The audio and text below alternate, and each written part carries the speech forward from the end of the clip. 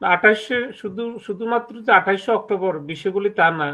যেই কারণে হোক বিএনপি যে সমস্ত আন্দোলন সংগ্রাম করছে সেই কারণে তাদের নিজের কারণে হোক, সরকারি বাহিনীর কারণে হোক অথবা গুপ্ত মানে হামলার শিকার হোক, অনেকগুলি প্রাণ কিন্তু রাস্তায় পড়েছিল।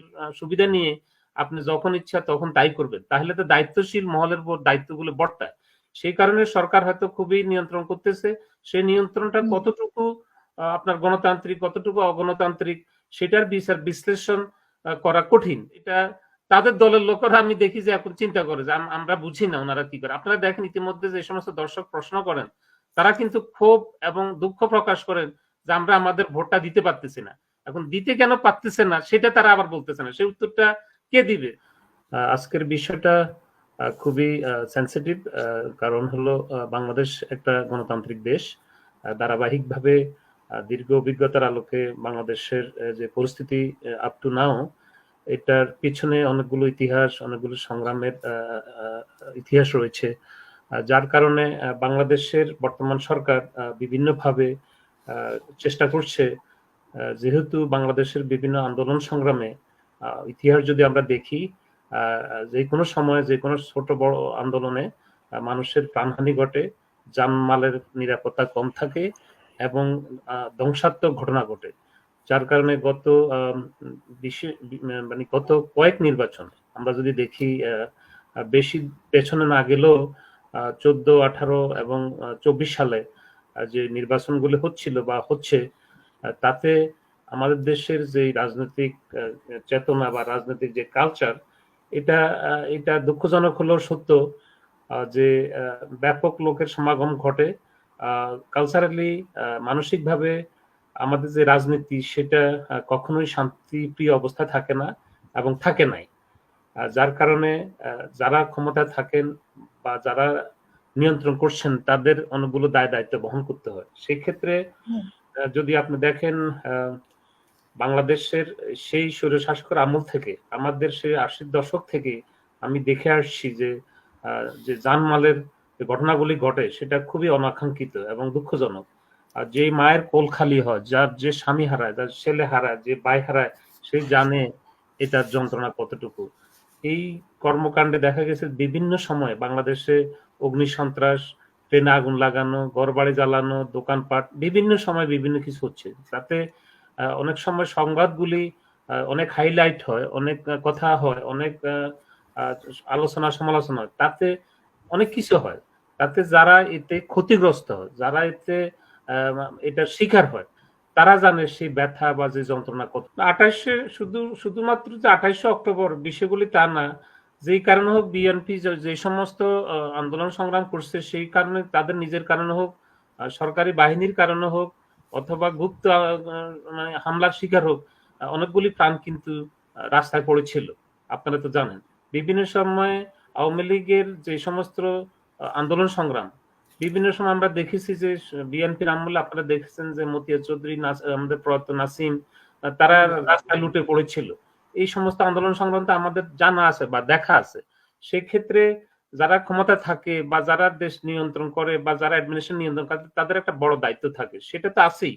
তদুপরি এখানে একটা নির্বাহী প্রধান আছেন, উনার সব কথা যে উনি বলবেন বিষয়টা তো তা না, বা ওনাকে মন্ত্রী মিনিস্টার সব কথা বলবে তা না। এখানে দায়িত্বশীল বাহিনী আছে, পুলিশ, তারপরে আপনার বিভিন্ন যে সংস্থাগুলি আছে তাদের তো দায়িত্ব বর্তায়। তারা যদি মনে করে এই সময় এরকম একটা বিশাল মিটিং মিছিল হলে যে কোনো বিপজ্জনক অবস্থা হতে পারে, যেহেতু দেশে গণতন্ত্র আছে সেই ক্ষেত্রে সবার কথা বলার অধিকার আছে, আন্দোলন করার অধিকার আছে, ডেমনস্ট্রেশন করার অধিকার আছে, কিন্তু সেটার কিছু সীমাবদ্ধতা না থাকলে এটা সবসময় অতীতের ইতিহাস দেখলে দেখা যায় যে কিছু না কিছু একটা ব্যাপক ঘটনা ঘটে। হয়তোবা কিছু না হোক তারপরে ট্রাফিক জ্যাম হয়ে পুরো ঢাকা শহর অচল হয়ে যায় বা বিভিন্ন জায়গায় মানুষের ক্ষতিগ্রস্ত হয়, ব্যবসা বাণিজ্য সবকিছু মিলে। আপনার গণতন্ত্র থাকবে তার মানে এই না যে গণতন্ত্রের সুবিধা নিয়ে আপনি যখন ইচ্ছা তখন তাই করবেন। তাহলে তো দায়িত্বশীল মহলের উপর দায়িত্বগুলো বর্তায়। সেই কারণে সরকার হয়তো খুবই নিয়ন্ত্রণ করতেছে। সেই নিয়ন্ত্রণটা হুম। কতটুকু আপনার গণতান্ত্রিক, কতটুকু অগণতান্ত্রিক সেটার বিচার বিশ্লেষণ করা কঠিন।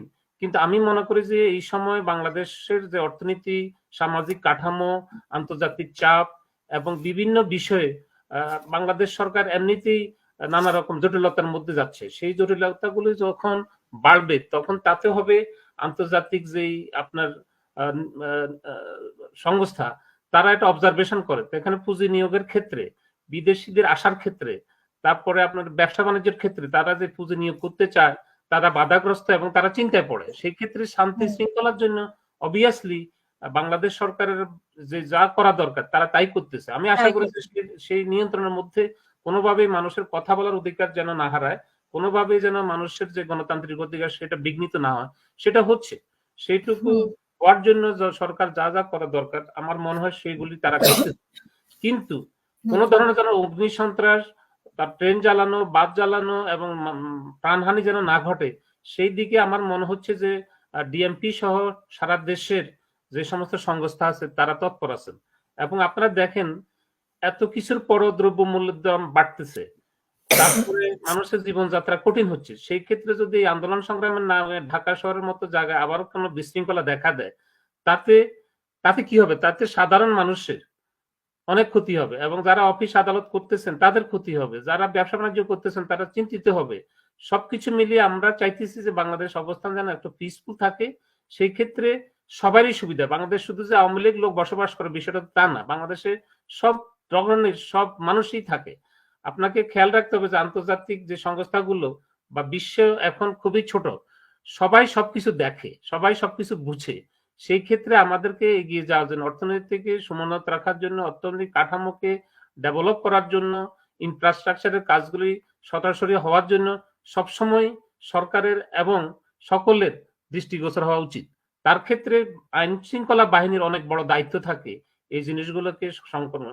কিছুদিন আগে নির্বাচন হলো, এখনই যদি বাংলাদেশে নানা রকম সমস্যা দেখা দেয় তাহলে বর্তমান সরকারের ব্যর্থতা ছাড়া আর কিছুই মনে হবে না। সেই ক্ষেত্রে তারা হয়তো অনেকটা কেয়ারফুল এবং তাদেরকে কেয়ারফুল থাকাই উচিত আমি মনে করি এবং আমি বিশ্বাস করি। বাংলাদেশ একটা গণতান্ত্রিক দেশ এবং বাংলাদেশ এগিয়ে যাচ্ছে।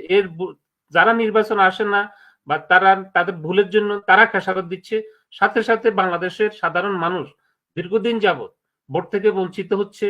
বিভিন্নভাবে তারা তাদের ভোট প্রয়োগ করতে পারতেছে না, কারণ তাদের নেতৃত্ব দুর্বলতা, তাদের অদূরদর্শিতা, তাদের যে কার্যকলাপ, তারা কি চিন্তা করে এটা তাদের দলের লোকেরা আমি দেখি যে এখন চিন্তা করে যে আমরা বুঝি না ওনারা কি করে। আপনারা দেখেন ইতিমধ্যে যে সমস্ত দর্শক প্রশ্ন করেন তারা কিন্তু ক্ষোভ এবং দুঃখ প্রকাশ করেন যে আমরা আমাদের ভোটটা দিতে পারতেছি না। এখন দিতে কেন পারতেছে না সেটা তারা আবার বলতেছে না। সেই উত্তরটা কে দিবে? সেই উত্তরটা তাদের দলের নেতৃবৃন্দ দিতে পারে যে আমরা ভোটটা যেহেতু দিতে পারতেছি না, আপনারা সেটা ব্যবস্থা করেন। সেই ব্যবস্থার জন্য অবশ্যই তাদের যে চিন্তা, তাদের যে ভাবনা, তাদের যে প্রজ্ঞা, তারা বারবারই ভুল করে। তারা প্রথমবার হয়তো ঢিলে ঢালা আসতেছে, আসবে না। দ্বিতীয়বার তারা পায় তারা করতেছে সরাসরি যাওয়ার। এবার তারা বিদেশিদের উপর প্রচন্ড ভাবে নির্ভরশীল ছিল। তারা সেটা বুঝতেই পারে নাই যে তারা কোন ফাঁদে পা দিচ্ছে। তারা আমেরিকার উপর ভরসা করতেছে, তারা আপনার ইংল্যান্ডের উপর ভরসা করতেছে, তারা ইউরোপীয় ইউনিয়নের উপর ভরসা করতেছে। তারা এটা বুঝতেছে না যে তারা তারা তাল হারিয়ে ফেলেছে যে কি করবে না করবে। ক্ষমতা আসতে হবে, সেটা যত চ্যালেঞ্জিং হোক সেই চ্যালেঞ্জটা তাদেরকে নিতে হবে। এটাই গণতন্ত্রের নিয়ম, এটাই গণতান্ত্রিক আপনার অধিকার। আমি মনে করি যে এই ভুলগুলি বারবার তারা করতেছে এবং করার জন্য আজকে দেখেন যেটুকু হচ্ছে তাদের সেই সংগঠন আসলেই হয়তোবা তাদের নেতৃত্ব দুর্বলতার কারণেই তারা কোনো কিছু এরকম দুর্বলতা না থাকতো তাহলে কে কি বললো কি হইলো এটা কিন্তু বেগবান হইতো। সেই বেগবানটা তারা করতে পারতেছে না। এখন যারা ক্ষমতা আছে তারা একটা রাজনৈতিক দল, তাদেরও তো কিছু নিয়ম কানুন কাঠামো আছে, তাদেরও তো চিন্তা ভাবনা আছে, তাদেরও তো রক্ষা করার বিষয় আছে। সেইগুলি আমি আশা করি যে সচেতন মহলের এইগুলি চিন্তা করতে হবে এবং সাথে সাথে যারা কথা বলতেছেন তাদেরও চিন্তা করতে হবে যে আমরা কতকাল একটা মানে অন্ধকারে থাকবো। আজকে এখানে আমার হাসনাত আলী ভাই আছেন, এখন আবার জয়েন হলেন আমার আবু বকর ভাই। ওনারা জ্ঞানী গুণী মানুষ, ওনাদের সামনে আমি আসলে বিদেশে বসে এত ব্যাপক আমি জানি না, কিন্তু আমার মনে হচ্ছে যে যেহেতু আমি একটা গণতান্ত্রিক আপনি তো জানেন না তাই বলে তাই আপনি 12 মিনিট বলে ফেলেছেন। না আমি সেটা বলতেছি যে 12 মিনিট বলতেছি আমি 12 মিনিট বলে ফেলেছেন এবং আপনি একতরফা মানে বলে গিয়েছেন যে বিএনপি কি কি করে, বিএনপির নেতারা কি কি করে, বিএনপি কর্মীরা কি কি করে, মানে মোটামুটি আপনার বিএনপি সম্পর্কে বলা। আমি এই কথাগুলি বলতেছি এই কারণে আমি তো একজন সাধারণ নাগরিকের মতো, আমি যদি একটা গণতান্ত্রিক দেশে থাকি, আমি তো একজন সাধারণ নাগরিক হিসেবে আপনি শুধু বিএনপি সমস্যাগুলো দেখেছেন। এদেরও অনেক হাসিনা আপা, আপনি জানেন ইংল্যান্ড থাকেন, আপনি জানেন প্রত্যেকটা দেশে প্রত্যেকটা নাগরিকই কখনো সরকারি দলের উপর সন্তুষ্ট থাকে না, নানা কারণে তাদের আরো গত দশকে সবসময় একটা সমস্যার মধ্যে ছিল পুরো পৃথিবী, পুরো গ্লোবাল। সেই ক্ষেত্রে আমি এখানে দেখি এখানেও সরকারের উপর মানুষ কিন্তু নাখোশ, কিন্তু তারা অপেক্ষা করে 4 বছর পরে ভোট আসলে ব্যালটের মাধ্যমে, নীরব ব্যালটের মাধ্যমে তারা এটা প্রমাণ করবে যে এই সরকার অনেক ভালো। ধন্যবাদ, শুনবো আপনাকে আবার।